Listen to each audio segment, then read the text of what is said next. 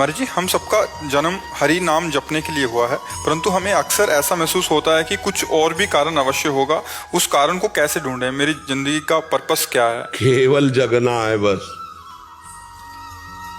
स्वप्न का जो दुख सुख है वो केवल जगने से जाएगा। ना आप स्त्री हो, न यहाँ कोई पुरुष है, न यहाँ कोई कर्तव्य है। स्वप्न का कोई कर्तव्य होता है क्या? बड़ा मेहनत किया स्वप्न में जगे तब सब झूठा हुआ ना। स्वप्न में आपने 100 लोगों को भोजन पवाया और 100 लोगों को जान से मार दिया। जो जगने के बाद आपको क्या पुण्य लगेगा कि पाप लगेगा? है कुछ नहीं लगे। क्यों? किया तो था स्वप्न में, भंडारा किया स्वप्न में, मारा तो क्या उस समय क्या झूठा लग रहा था? स्वप्न में नहीं लग रहा था ना। जग गए तब लगा ना। तो उमा काहू मैं अनुभव अपना, सत हरि भजन जगत सब सपना।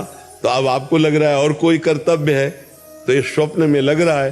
अगर जाग के देखो तो स्वप्न में एक आप ही थे, ना कोई वस्तु था, ना कोई व्यक्ति था, ना दुश्मन था, ना कोई दोस्त था। ये पता तब चला जब आप जगे। स्वप्न में जैसे हम कई बार कहा, समुद्र में डूब रहा हो कोई, अब उसको कैसे बचाया जाए? बहुत से तैराक बुला लिए जाए, नौका बुला ली जाए, सब व्यवस्था कर ली जाए, तो क्या स्वाप्निक पुरुष को बचाया जा सकता है क्या, जो स्वप्न में समुद्र में डूब रहा है? कुछ उपाय नहीं करेगा। उपाय एक करेगा, उसको पकड़ के जगा दो। ना एक बूंद पानी है, ना वो डूब रहा है, ना कोई परेशानी है। समझ रहे ना? लेकिन उस समय उसको परेशानी है जब डूब रहा है। जब बिना जगे उसको ये दुख से दूर नहीं किया जा सकता। ऐसे ही हम लोग अपने को स्त्री मान लिए, पुरुष मान लिए, ये स्वप्न है। अब हमारा कर्तव्य बन गया कि पति की सेवा, पत्नी की सेवा, पुत्र की सेवा, सब। अब ये पूरा स्वप्न चल रहा है। और जब आखिरी में यहाँ से तो ना कोई पति, ना कोई पुत्र, ना कोई कुछ, जीव अकेला उड़ा। दुनिया में लाखों का मेला जुड़ा, हंसा जब जब उड़ा। तो अब तो क्या कर्तव्य था? अब वो भूल करके फिर नाना प्रकार की माया का चिंतन करके अगले जन्म की व्यवस्था कर ली। हमारा तो उद्देश्य ये है कि अपने कर्तव्य का पालन करो स्वांग की तरह। स्वांग में जैसे नहीं, थोड़ी देर के लिए आप किसी की पत्नी बने, या थोड़ी देर के लिए आप मित्र बने, थोड़ी देर के लिए आप जो भी बने, तो बढ़िया स्वांग करते हैं ना, तो डायरेक्टर इनाम देता, पैसा देता है। ऐसे हमें भगवान ने एक स्वांग भेजा है।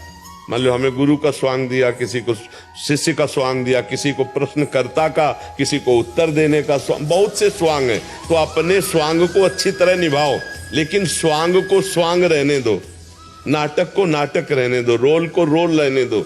अगर आप जो 1 घंटा किसी की पत्नी बनी स्वांग में और इसके पीछे, तो आप उससे यही कहो कि मर्यादा में रहना। ऐसे ही ये 60, 70 वर्ष, 50 वर्ष का स्वांग मिला है, पिता का, पुत्र का, पत्नी का, माता का, अलग अलग। हमको इस स्वांग में कमी नहीं रहने देना।